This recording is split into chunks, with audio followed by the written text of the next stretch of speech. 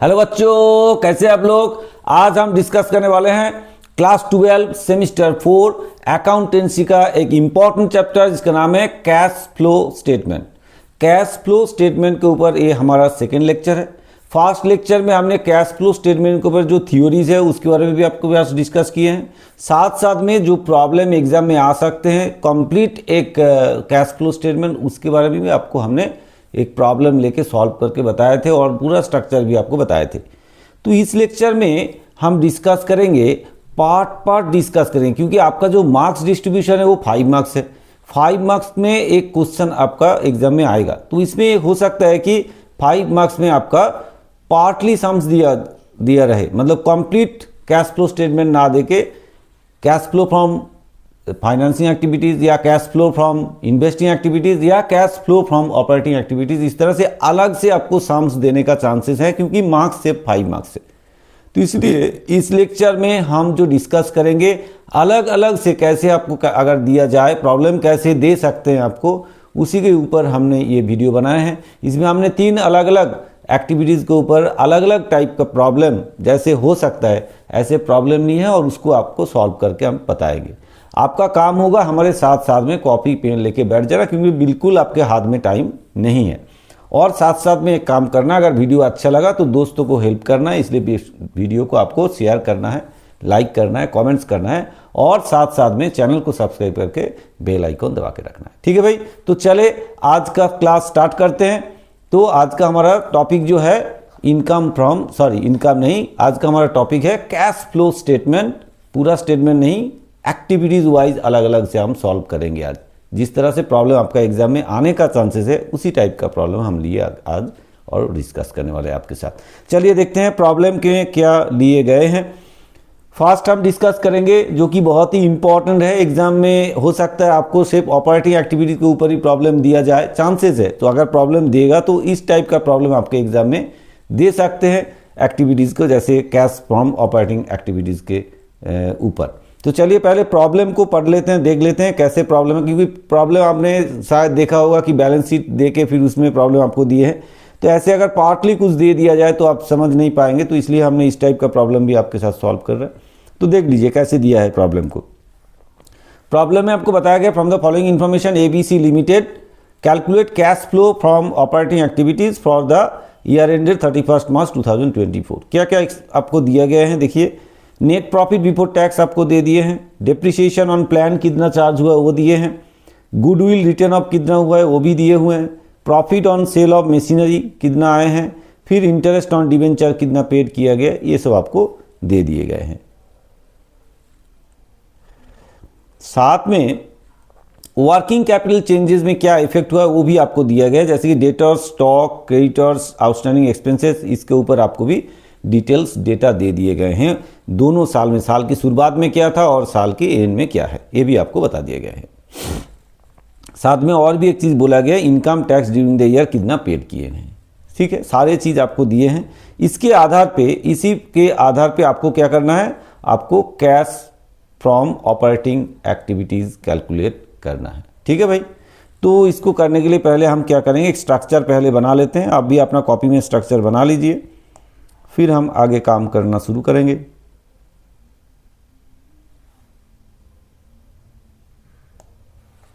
ठीक है भाई, स्ट्रक्चर बना लेते हैं।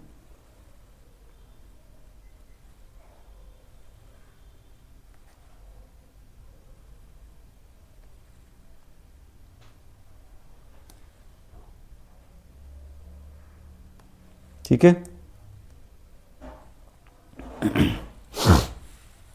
स्ट्रक्चर हमने बना लिए हैं।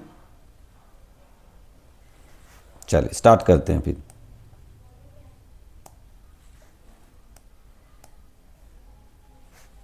तो computation of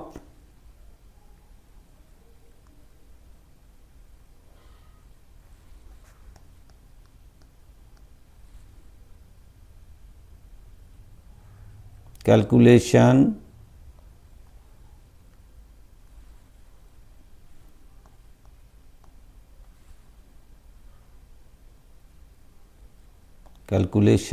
of cash flow from operating activities.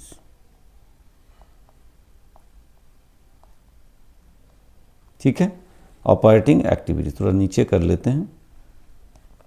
Cash flow from operating activities in the books of, ये तो लिखना ही है आपको, बुक्स ऑफ, नाम क्या है, ABC लिमिटेड, ABC LTD। ठीक है भाई, तो हमें कैलकुलेट करना है कैश फ्रॉम ऑपरेटिंग एक्टिविटीज। तो यहाँ पे पर्टिकुलर्स,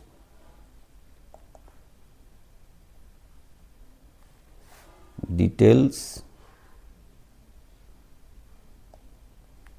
अमाउंट। ठीक है, स्ट्रक्चर हमने बना लिया, आपको दिखाई दे रहा होगा। तो अब हम एक एक करके प्रॉब्लम को सॉल्व करते हुए चलेंगे। फास्ट काम क्या होगा हमारा, फास्ट हमें देखना है कि भाई नेट प्रॉफिट बिफोर टैक्स कितना है। तो पहले ये लिखेंगे हम नेट प्रॉफिट बिफोर टैक्स। तो यहाँ लिखेंगे पहले net profit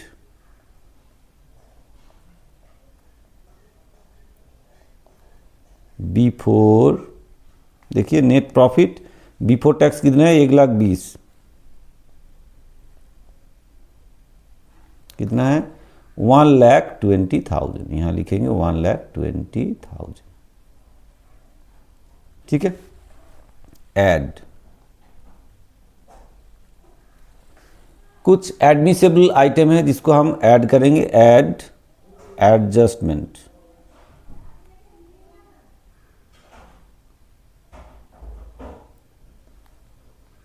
adjustment for corona. एक एक करके हम एडजस्टमेंट को लिखेंगे। क्या क्या एडजस्टमेंट होगा यहाँ पे ध्यान से देखिए। First of all depreciation charge हुआ है, वो आपको ऐड करना है। तो यहाँ लिखेंगे डेप्रिसिएशन ऑन प्लांट,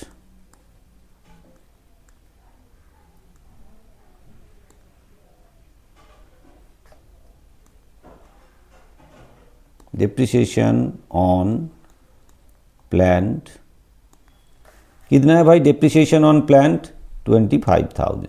तो यहाँ आएगा 25,000।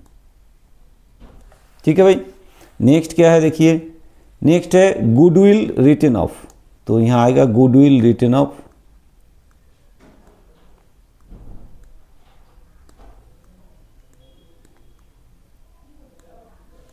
रिटन ऑफ कितना है, goodwill written off, goodwill written off है 10,000। तो ये भी ऐड हो जाएगा। और क्या देखते हैं, इंटरेस्ट ऑन डिवेंचर, डिवेंचर के ऊपर इंटरेस्ट पेड किए हैं। ये एक्चुअली ऑपरेटिंग एक्टिविटीज़ के अंदर नहीं आता है, ये किस में आता है, फाइनेंसिंग एक्टिविटीज़ में आता है। तो ये भी आपको ऐड कर लेना है। इंटरेस्ट ऑन डिवेंचर, ठीक है, इंटरेस्ट ऑन डिवेंचर कितना है, इंटरेस्ट ऑन डिवेंचर 12,000 है। ठीक है, ये सब हमें ऐड कर लेना है। तो ऐड करके बाहर कर देते हैं, कितना होगा, 12,000 प्लस 10,000 प्लस 25,000। तो ये हो गया 47,000, बाहर लिख देंगे 47,000। ठीक है भाई, दिख रहा है आपको, इसको थोड़ा सा ऊपर कर देते हैं 47,000। तो इसके साथ ये ऐड कर देते हैं। तो 120,000 प्लस 47,000 1,67,000। ठीक है भाई, 1,67,000। नेक्स्ट क्या है देखिए, इसमें प्रॉफिट ऑन सेल ऑफ जो मशीनरीज है, ये ऑपरेटिंग इनकम नहीं है। तो इसलिए इसको क्या करना पड़ेगा, लेस करना पड़ेगा। तो यहाँ चलते हैं फिर, लेस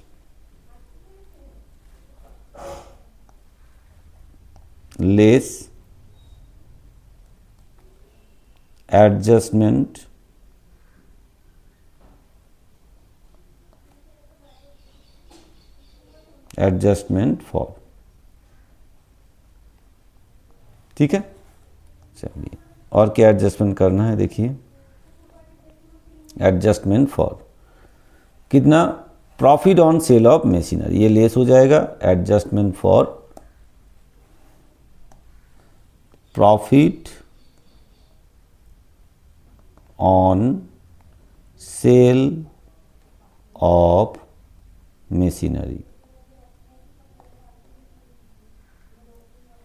कितना है, profit on sale of machinery है आपका 8000, ये आ जाएगा 8000, एक ही आइटम है और तो कुछ है नहीं, तो इसको हम यहाँ डायरेक्ट लिख देते हैं, लेस कर देंगे, ठीक है भाई, इसको लेस कर देते हैं। तो लेस करने के बाद क्या आएगा,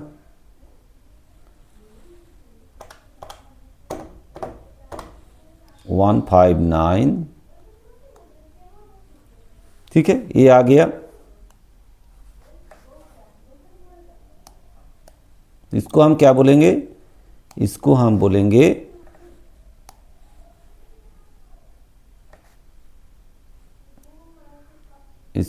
कैश फ्लो और प्रॉफिट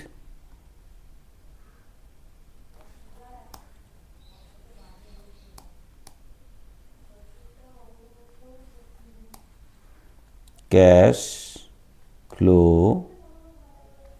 बिफोर, और इसको profit before working capital changes भी बोल सकते हैं, profit before working capital change, ठीक है, profit before working capital change, ये भी लिख सकते हैं आप। तो ये कितना आया आपका, ये 1,59,000। इसके बाद हम क्या करेंगे, वर्किंग कैपिटल में क्या चेंजेस हुआ है वो अब हम इसके साथ एडजस्ट करेंगे।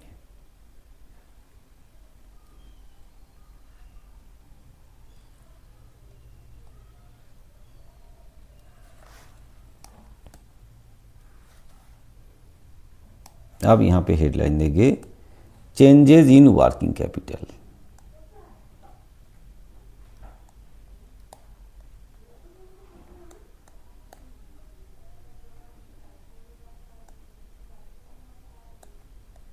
ठीक है। तो वर्किंग कैपिटल में क्या चेंजेस हुआ है वो हम इसके साथ एडजस्ट करेंगे एक एक करके। चलिए अब वर्किंग कैपिटल चेंज में हम चलेंगे, यहाँ पे देखते हैं। पहले अगर एसेट इंक्रीज होता है, मतलब करेंट एसेट अगर इंक्रीज होता है तो क्या होगा, वो लेस होगा, माइनस होगा। अगर करेंट एसेट डिक्रीज होता है तो वो ऐड होगा। उल्टा तरीके से अगर करेंट लायबिलिटीज इंक्रीज होता है तो ऐड होगा, और करेंट लायबिलिटीज अगर आपका डिक्रीज होता है तो लेस होगा। तो एक एक करके देखिए। पहले डेटर्स का क्या हुआ है, डेटर्स आपका देखिए, डेटर्स आपका पहले था कितना 60, अब हो गया है 75,000। इसका मतलब है डेटर्स इंक्रीज हुआ है। तो चलिए लिखते हैं इंक्रीज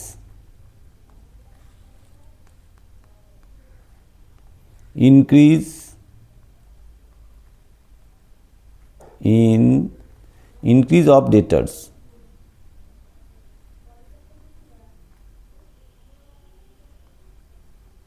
इंक्रीज ऑफ डेटर्स कितना इंक्रीज हुआ है, देखिए 75 हुआ है, 60 था, तो 75,000 माइनस 60,000, ठीक है। ये क्या होगा, ये माइनस होगा, कितना होगा फिर 75,000 से 60,000 माइनस कर देंगे तो आगे आपका 15,000, ये माइनस होगा क्योंकि इंक्रीज हुआ है। फिर देखते हैं स्टॉक 40 था 30 हो गया, मतलब ये डिक्रीज हुआ है। तो डिक्रीज होगा तो क्या होगा, डिक्रीज होगा तो ऐड होगा, तो इसलिए हम इसको ऐड करेंगे। तो डिक्रीज इन स्टॉक,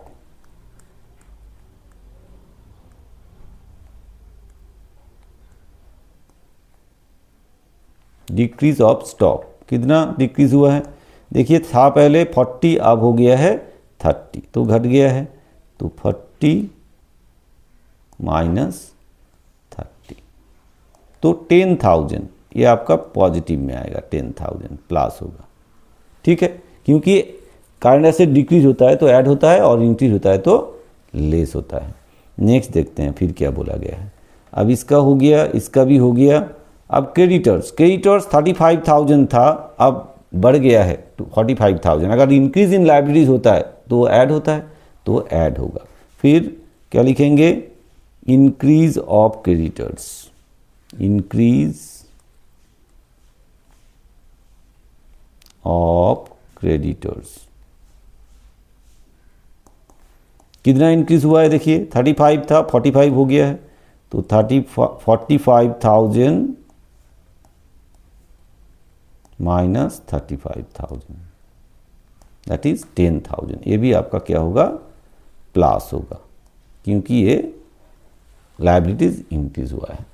फिर देखते हैं आउटस्टैंडिंग एक्सपेंसेस क्या हुआ, पहले था 23,000 अब हो गया 26,000। इसका मतलब है डिक्रीज, अगर डिक्रीज होता है तो क्या होता है, लेस होता है। तो डिक्रीज इन आउटस्टैंडिंग एक्सपेंसेस, तो यहां लिखेंगे डिक्रीज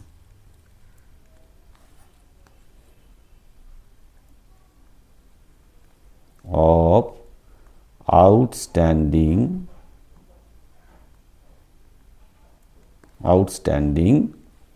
एक्सपेंसेस। कितना देखिए, 10 था 6 हो गया है, तो 10,000 माइनस 6,000, तो इसका मतलब है माइनस 4,000। ठीक है, फिर इसको हम फाइनली ऐड लेस करके नेट फिगर जो है वो बाहर करेंगे। तो इसमें देखिए 15,000 माइनस है, 4,000 माइनस है, तो हो गया कितना 19,000 माइनस 10 प्लस 10 20,000 प्लस। तो इसका मतलब है आपका बाहर में जो जाएगा वो जाएगा प्लस, तो यहाँ पे प्लस हो जाएगा कितना 1,000। ठीक है, प्लस हो जाएगा 1,000, तो इसका मतलब है ये कितना हो जाएगा 1,60,000। ठीक है, तो इसको बोलेंगे हम, क्या बोलेंगे इसको, net cash generated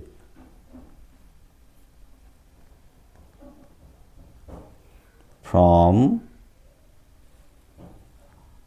operating activities।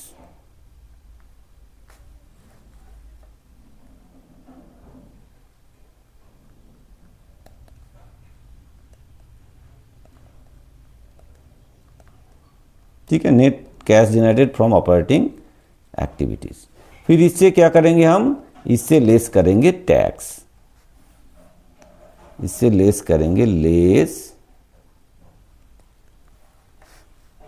देखिए लेस लास्ट में बोला है इनकम टैक्स पेड किया गया 20,000, तो less income tax, income tax paid. ठीक है, इनकम टैक्स पेड कितना 20,000, तो इससे हम 20,000 माइनस कर देंगे।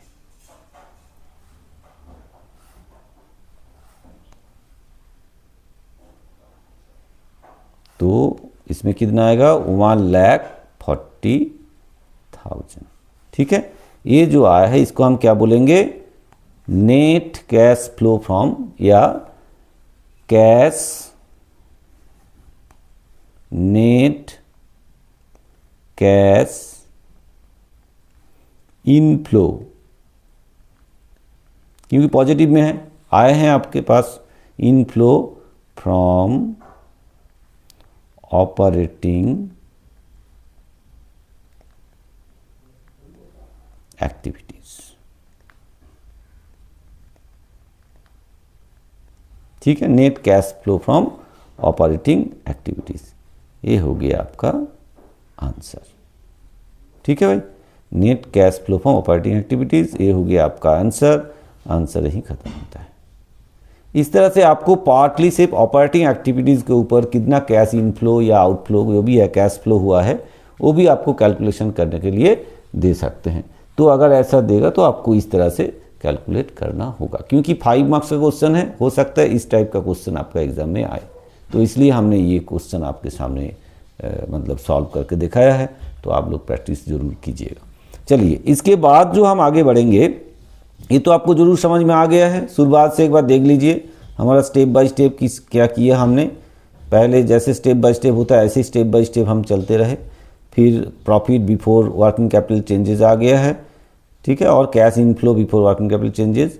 फिर वर्किंग कैपिटल का जो चेंजेस हुआ है, चेंजेस इन वर्किंग कैपिटल, वो हमने एडजस्ट किए हैं।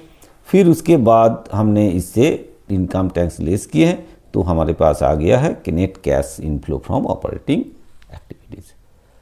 ठीक है भाई, क्लियर, समझ में आया? चलिए, अगर समझ में आ गया है तो हमें आगे बढ़ना है। हमने जैसे आपको बताया है कि हमने दूसरा साम्स भी एक लिए हैं, जिसमें आपका दूसरा तीसरा भी लिए हैं, जिसमें हम आपका इन्वेस्टिंग एक्टिविटीज़ भी दिखाने वाले हैं। इन्वेस्टिंग एक्टिविटीज़ का स्टेप, अगर इन्वेस्टिंग एक्टिविटीज़ के ऊपर साम्स आपको देते हैं तो किस तरह का साम्स हो सकता है, वो भी हमने आज लिए हैं इसमें, और वो आपको दिखाने वाले हैं। देखिए, अगर सिर्फ आपको cash flow from investing activities दिया जाए तो ऐसे कुछ प्रॉब्लम आपको दे सकते हैं। जैसे from the following information of XYZ calculate cash flow from investing activities in the year 31 मार्च 2024। देखिए, इसमें बैलेंस शीट पूरा नहीं दिया गया। बैलेंस शीट का जो एसेट्स पार्ट है, मेनली फिक्स्ड एसेट पार्ट है, उसको यहाँ लिया गया है, land and building, plant and machinery और इन्वेस्टमेंट। इसका जो 23 का मतलब 24 का शुरुआत का जो बैलेंस है, मतलब 23 का एंड एंड 24 का जो एंड है, उसमें मतलब दोनों साल का दिया हुआ है, क्लोजिंग एंड ओपनिंग बैलेंस दे दिए गए हैं, और कुछ एडिशनल इन्फॉर्मेशन भी आपको इसके साथ दिए गए हैं। ये बहुत ही इंपॉर्टेंट है। जैसे एडिशनल इन्फॉर्मेशन में बोला गया machine costing 50,000, accumulated depreciation 30,000 was sold for 25,000, depreciation charged on plant and machinery during the year 40,000, land and building was purchased for cash and investments were sold at book value. ये आपको additional information में दिए गए हैं। तो आपको क्या करना है, आपको तो cash flow from investing activities calculate करना है। तो चलिए पहले स्ट्रक्चर बना लेते हैं, उसके बाद आगे बढ़ते हैं, है ना। आप भी अपना कॉपी में स्ट्रक्चर बना लीजिए हमारे साथ साथ में, और हम आगे बढ़ेंगे। छोटा कर लेते हैं तो दिखाई दे आपको।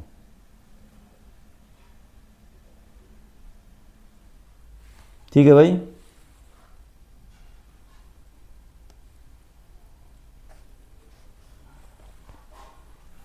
चलिए।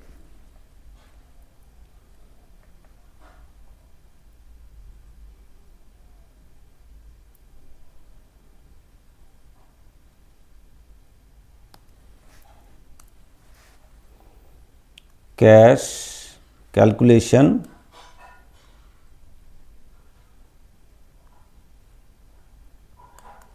ऑफ कैश फ्लो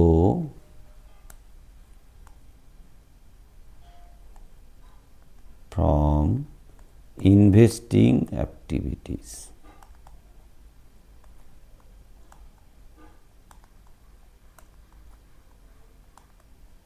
ठीक है, investing activities for the year ended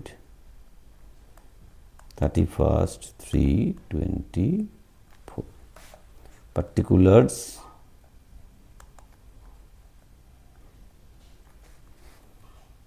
details amount। ठीक है, क्लियर। ये हमने स्ट्रक्चर बना लिए हैं। अच्छा, यहाँ पे ना एक क्वेश्चन बहुत ही इंपॉर्टेंट है जो समझना है आपको। यहाँ पे एक्चुअली क्या है कि इसमें मशीनरीज जो है, मशीनरी हमने कुछ सेल भी मतलब सेल किए हैं, उसके बारे में डिटेल्स आपको बता दिए हैं, और मशीनरी का ओपनिंग एंड क्लोजिंग बैलेंस बता दिए गए। तो मशीनरी सेल भी हुआ है, तो इसके अंदर से हमें एक चीज़ और कैलकुलेट करना है, अगर साल के अंदर कोई मशीनरी परचेज हुआ है क्या, ये देखना है। तो इसको देखने के लिए हमें एक काम करना है। क्या काम करना है? हमें एक अकाउंट खोलना पड़ेगा। ठीक है भाई, हमें एक अकाउंट खोलना पड़ेगा, मतलब एक वर्किंग्स करना पड़ेगा। चलिए, पहले ये साम्स कंप्लीट करने से पहले हम एक वर्किंग्स कर ले, उसके बाद इसको करेंगे। पहले क्या करेंगे, एक वर्किंग्स करेंगे। वर्किंग्स मतलब एक अकाउंट खोल लेंगे। क्या अकाउंट खोलेंगे? एक मशीनरी अकाउंट खोल लेते हैं, है ना। एक मशीनरी अकाउंट खोल लेते हैं। खोल के हम क्या निकालेंगे यहाँ से, कितना मशीनरी ड्यूरिंग द ईयर में परचेज हुआ है, वो चीज़ हमें यहाँ से कैलकुलेट करना है। तो इसलिए हमें एक मशीनरी अकाउंट खोल लेना है। ठीक है भाई, चलिए ये हमारा वर्किंग्स पार्ट है, ये हमारा वर्किंग्स पार्ट है, ये हमारा वर्किंग्स पार्ट है, इम्पॉर्टेंट है, इस सम्स का ही मेन मैटर है और बाकी तो कुछ ऐसा नहीं है। तो इसमें हम एक मशीनरी अकाउंट खोल लेंगे। ये हमारा वर्किंग्स है, ध्यान दीजिएगा।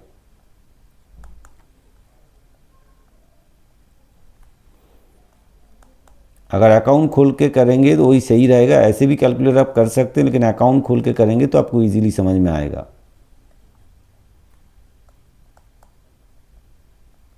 ठीक है भाई, अकाउंट हमने खोल लिया।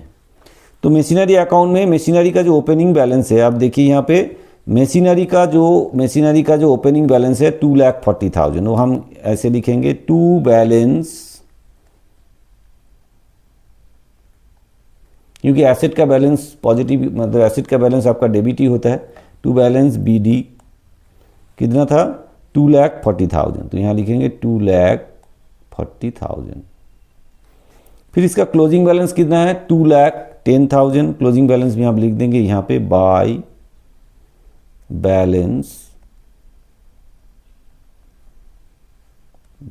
CD, बाय बैलेंस CD कितना, बाय बैलेंस CD आपका 2,10,000, तो हम यहाँ पे 2,10,000 लिख देंगे। ठीक है, ओपनिंग क्लोजिंग हमने लिख दिए हैं। अब हमें एडिशनल इन्फॉर्मेशन को फॉलो करना है। यहाँ पे एडिशनल इन्फॉर्मेशन में कुछ बात बोला गया है। मशीन कॉस्टिंग ₹50,000, उसमें एक्यूमुलेटेड डिप्रिसिएशन है 30,000, सेल किए कितने में 25,000। ठीक है, तो एक काम करते हैं, चलिए, तो यहाँ पे हम लिखेंगे जो मशीनरी सेल हुआ है उसका जो डिप्रिसिएशन है वो यहाँ आ जाएगा, बाय एक्यूमुलेटेड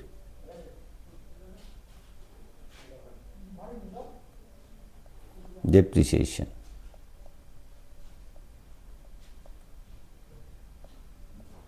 एक्यूमुलेटेड, हम शॉर्ट में थोड़ा सा लिख रहे हैं इसको क्योंकि जगह नहीं होगा।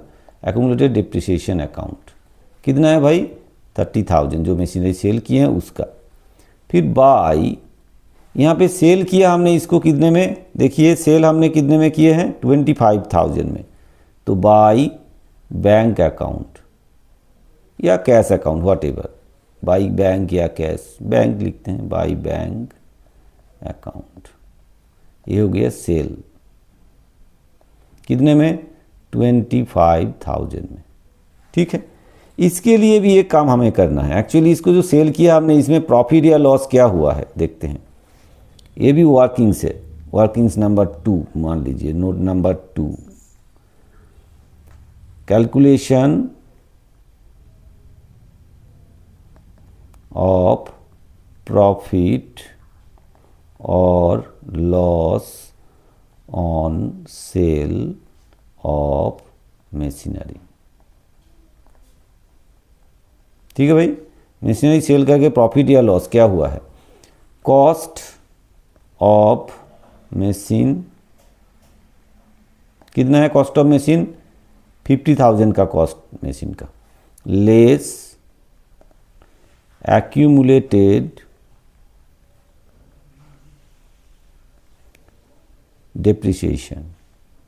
डिप्रिसिएशन कितना है 30,000, तो वैल्यू कितना बना 20,000। ये हो गया WDV। फिर लेस सेल्स प्राइस कितना है 25,000, तो इसका मतलब है 5,000 आपका प्रॉफिट हुआ है, क्योंकि आपने ज़्यादा पैसे में सेल किया कॉस्ट बैलेंस से। ठीक है, तो ये जो प्रॉफिट हुआ है इसके लिए क्या एंट्री बनेगा, प्रॉफिट जो हुआ है उसके लिए आपको क्या एंट्री बनेगा, प्रॉफिट के लिए यहाँ एंट्री होगा to profit and loss account. ठीक है, to profit and loss account कितना है भाई 5,000।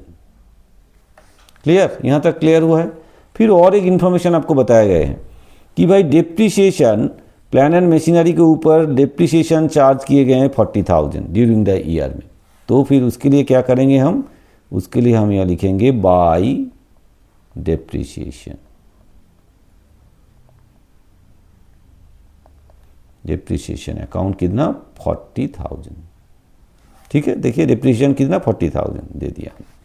अब हम इसको क्लोज करेंगे। ये साम्स में कुछ नहीं था, सिर्फ यही पार्ट सबसे ज़्यादा इम्पॉर्टेंट पार्ट था, बाकी तो आपका सब कुछ दिया हुआ है। इसको थोड़ा सा आपको ध्यान से करना है, यही चीज़ इसमें मेन करना है। इसको कैलकुलेशन कर लिया तो साम्स आपका बन गया। तो इस साइड में कितना टोटल हो जाएगा देखते हैं। 30,000 25,000 प्लस 40,000 प्लस 2,10,000 3,05,000। तो इधर आगे आपका 3,05,000, ठीक है भाई, दिखाई दे रहा है 3,05,000। ये भी इधर लिख दीजिए 3,05,000। तो बैलेंस करके कितना आएगा देखिए, -2,40,000 माइनस 5,000। तो ये आ गया आपके पास 60,000। ये जो 60,000 आपके पास इधर बैलेंस आया, इसका मतलब ये हमने क्या किए, परचेज किए। तो टू बैंक, ये हमने खरीदा है पूरा साल में, टू बैंक अकाउंट, ये परचेज है, ठीक है। और ये कैसे आया, बैलेंसिंग फिगर में,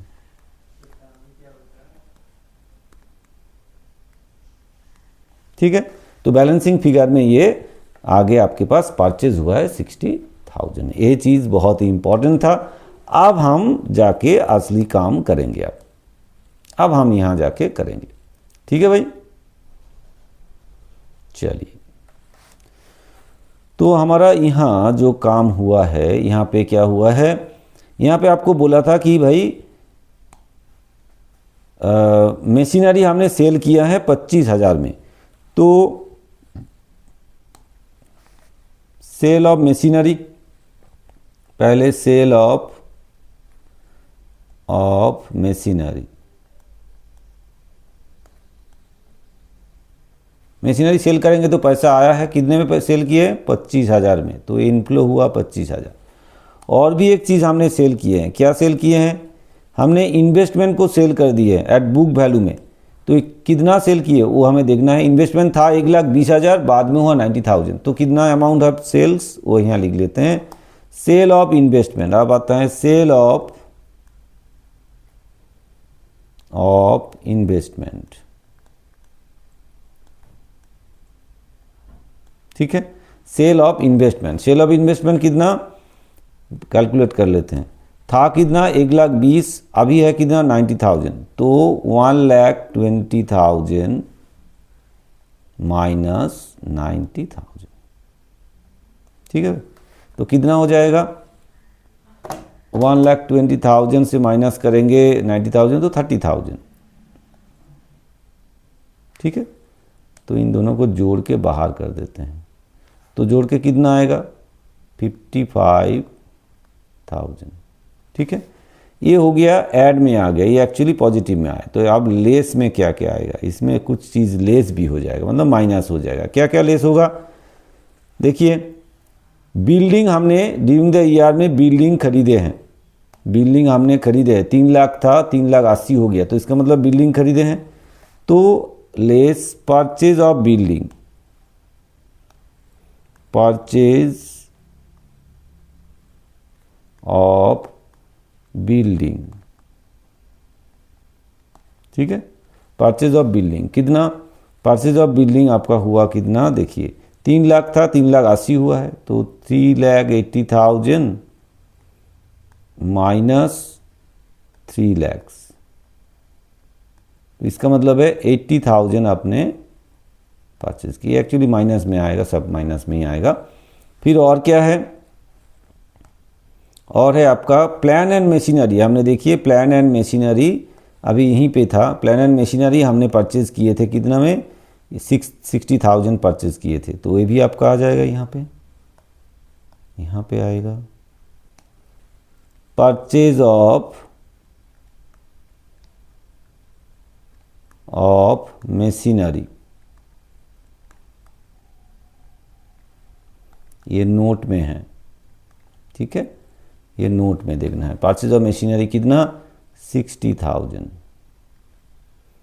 ये भी माइनस है, मतलब माइनस ही है, दोनों ही लेस करना है, तो हम यहाँ माइनस ना लिख के बाहर ही माइनस कर देंगे एक साथ। और क्या माइनस होगा, और क्या माइनस होगा देखते हैं। और क्या बोला गया है आपको,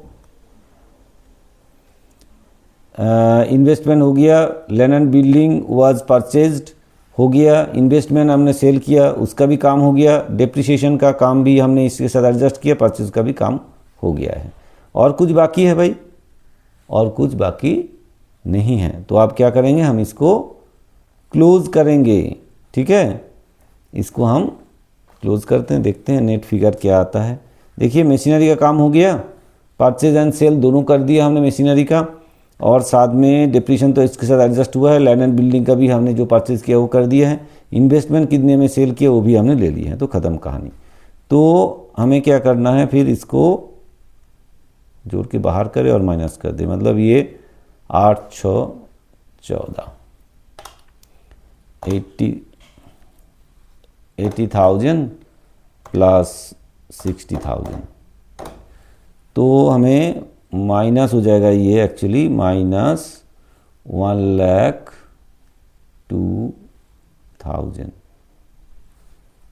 ये क्या कर दिया हमने, गलत कर दिया,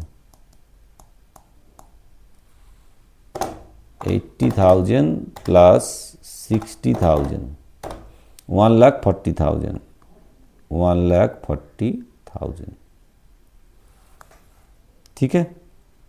तो फिर इसको माइनस करें, तो माइनस करेंगे तो नेगेटिव में ही फिगर आएगा, ये आ गया 85,000, तो ये माइनस में आ रहा है, इसका मतलब है नेट कैश, ये हो गया नेट कैश आउटफ्लो, नेगेटिव में आ रहा है तो मतलब आउटफ्लो हो रहा है, आउटफ्लो इन कहाँ पे, from, outflow from investing activities,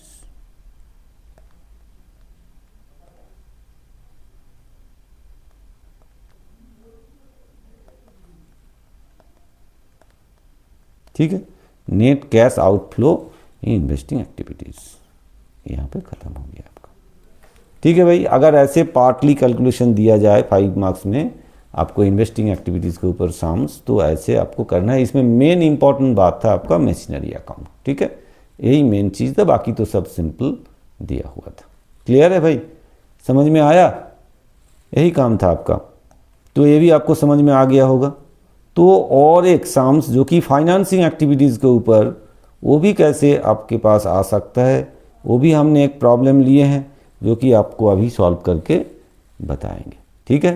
तो हम थोड़ा पानी पी लेते हैं, आप भी पानी पी लीजिए।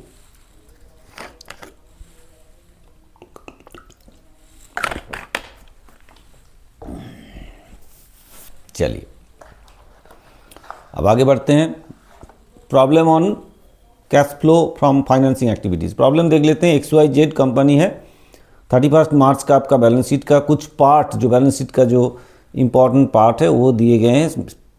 बेसिकली लाइबिलिटीज़ पार्ट यहाँ पे उठा के दिए गए हैं 2 साल का, जैसे 2023 का 2023 का एंड एंड 2024 मार्च का एंड, ये दोनों आपको दे दिए गए हैं, बैलेंस आपके सामने है। और उसके साथ साथ में आपको कुछ इन्फॉर्मेशन भी नीचे यहाँ पे बोला गया है, वो भी आपको यहाँ पे देखना है। जैसे equity share were issued at a premium में इशू है 5 पर शेयर फुल्ली फॉर कैश बोला है। Debentures were redeemed at par, debenture को एट पार में रिडीम्ड किए गए हैं।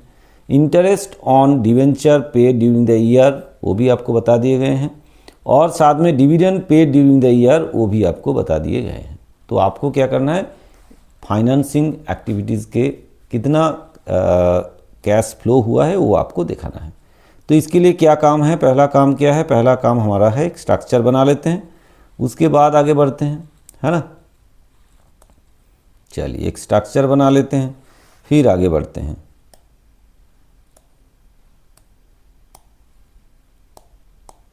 पिछले जैसे आपने स्ट्रक्चर बनाया ऐसे ही स्ट्रक्चर बना लीजिए।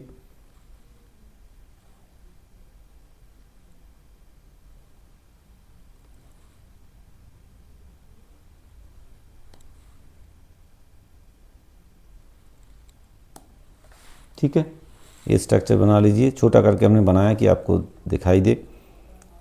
तो कैलकुलेशन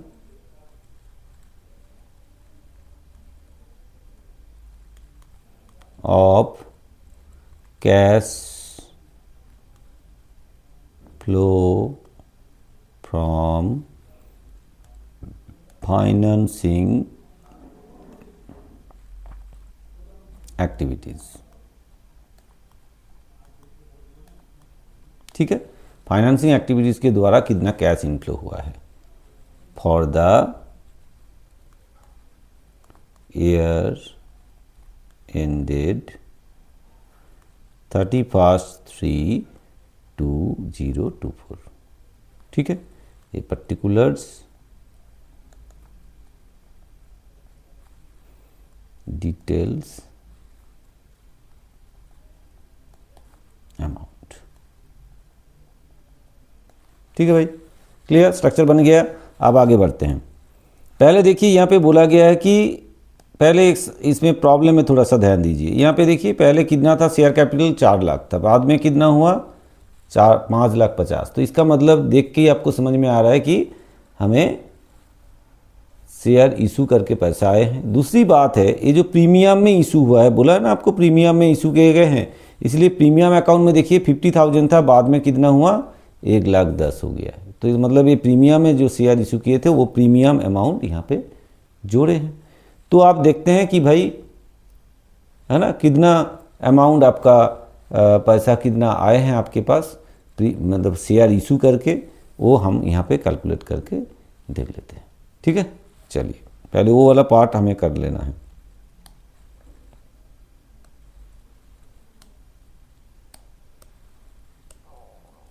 यहीं कैलकुलेट कर लेते हैं, नीचे वर्किंग्स कर लेते हैं।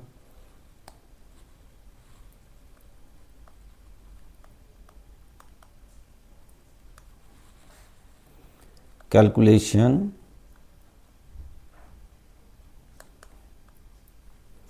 Of net cash received in issue of share. Share issue करके नेट कितना कैश आपके पास आए हैं देखना है। पहले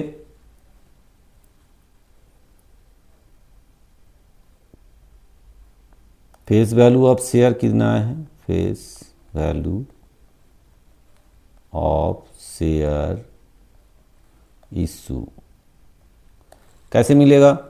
देखिए पहले था 5,50,000, अभी हुआ है आपका, पहले कितना था 4 लाख, दिखा देते हैं आपको। देखिए पहले था 4 लाख था, बाद में 5,50,000 हुआ, तो कितना हुआ 5,50,000 minus 4 lakh, that is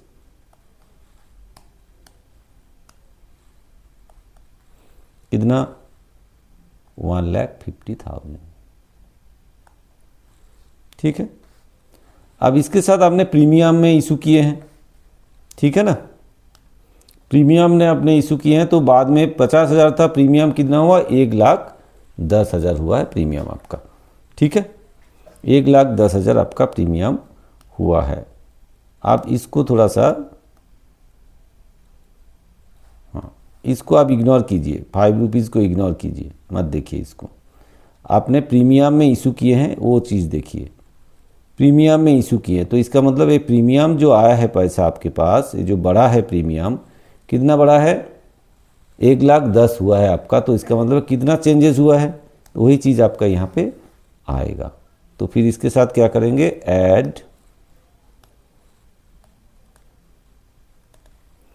changes in premium. Changes in premium कितना हुआ है, ये कैसे आया, face value of share issue कैसे आया हमारा, changes in face value of share में। ठीक है। तो प्रीमियम में कितना चेंज हुआ है, 1,10,000 हो गया है, पहले था कितना 50,000। तो बड़ा कितना भाई, बड़ा कितना 1,10,000 हुआ है, पहले था 50,000, तो बड़ा 60,000, तो 60,000 बढ़ गया। ठीक है, तो इन दोनों को मिला के टोटल आपके पास कैश रिसीव्ड हुआ है प्लस 1,50,000, तो 2,10,000, तो नेट कैश रिसीव्ड।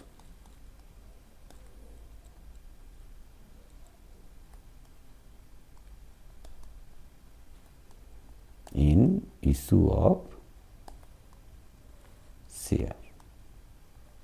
ठीक है भाई, शेयर इशू करके इतना आया है, यही चीज़ आपको कैलकुलेशन करना था मेन। तो यहाँ पे नोट नंबर 1 लिख देते हैं, तो फिर फायदा होगा कि यहाँ दिखा देंगे। तो first of all issue of share,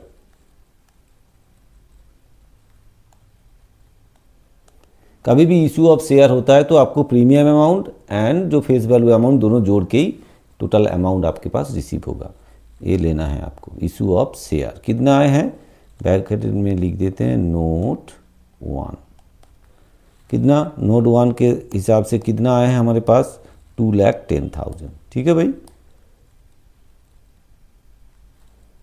2,10,000। ठीक है, अच्छा और क्या है देखिए, इशू ऑफ शेयर का काम हो गया। इसके बाद हमने यहाँ पे देखिए क्या बोला है, डिवेंचर और रिडीम्ड हुए हैं, interest on debentures paid during the year ये भी बता दिए हैं, dividend paid during the year ये भी बताए हैं। इससे पहले हम इसको भी देखें थोड़ा सा, इसके अंदर कुछ चेंजेस वगैरह है जिसमें हमें समझ में आया कि पैसा बढ़ा है, किस तरह से इशू किए हैं या रिसीव किया है।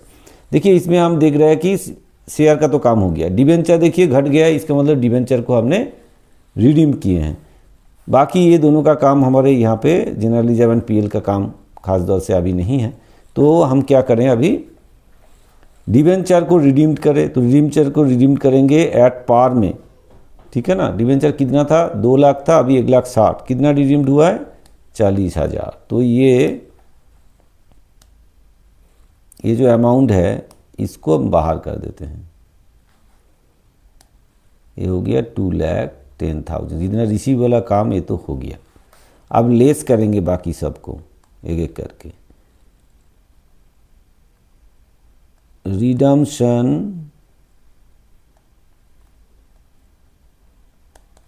Of debenture, redemption of debenture कितना है भाई 2 लाख था, अभी कितना है 1,60,000 पड़ा हुआ है, तो 1,60,000। तो माइनस करेंगे कितना 40,000 आपका। फिर और क्या दिया आपने खर्चा, और क्या क्या किए हमने डिवेंचर को इक्विटी शेयर का तो काम हो गया, डिवेंचर हमने इशू कर दिए हैं और रिडीम्ड कर दिए हैं। फिर इंटरेस्ट ऑन डिवेंचर पेड किए हैं, तो पैसा हमारे घर से गए हैं, तो interest on debenture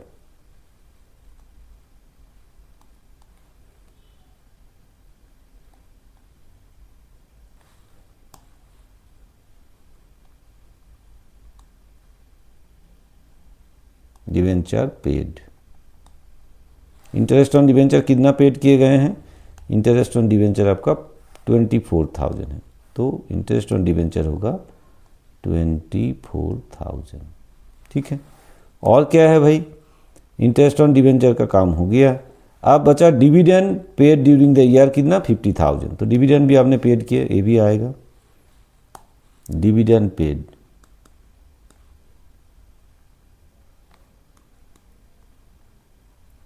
dividend paid कितना 50,000, तो डिविडेंड पेड किया आपने 50,000।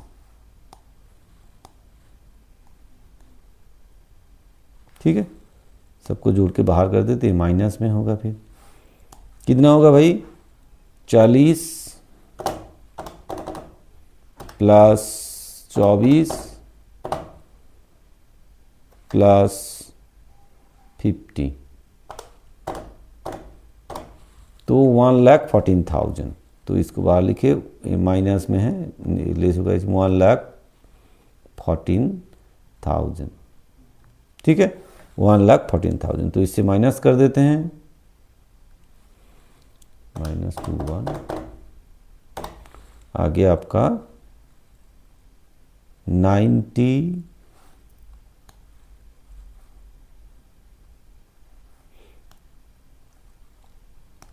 कितना आ जाएगा, 96,000।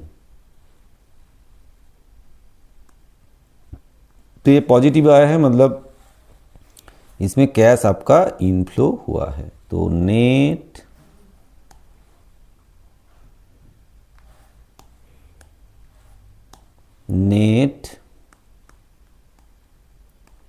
कैश इनफ्लो फ्रॉम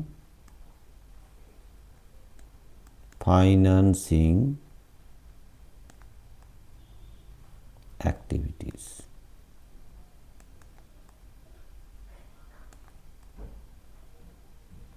ठीक है, net cash inflow from financing activities, ये आ गया आपके पास आंसर। ठीक है भाई, अगर क्वेश्चन आया अलग अलग से तो हो सकता है ऐसे क्वेश्चन आपको दिए जा सकते हैं। ये है हमारा net cash inflow from financing activities. अगर ऐसे 5 मार्क्स का अलग अलग से आपको क्वेश्चन सिर्फ फाइनेंसिंग या सिर्फ ऑपरेटिंग या सिर्फ इन्वेस्टिंग एक्टिविटीज़ अगर दिया जाए क्वेश्चन, तो इस तरह का क्वेश्चन आपका एग्जाम में आ सकते हैं, जो कि तीनों हमने आपको करके दिखाया। इसी टाइप का क्वेश्चन एग्जाम में चांसेस है आने का, क्योंकि 5 मार्क्स का क्वेश्चन बनेगा तो पार्टली क्वेश्चन होने का चांसेस है। तो आप लोग प्रैक्टिस बहुत अच्छे तरीके से करते रहिए, तो ज़रूर आपको प्रॉब्लम नहीं आएगा एग्ज़ाम में, है ना। तो चलिए फिर आप लोग पढ़ाई जारी रखिए, टाइम बिल्कुल आपके हाथ में नहीं है। फिर मिलेंगे नेक्स्ट वीडियो में, तब तक आप लोग अपना पढ़ाई जारी रखिए। Thank you. और एक बात लास्ट में, कि अगर वीडियो आपको अच्छा लगा, आपको हेल्प हुआ, तो ज़रूर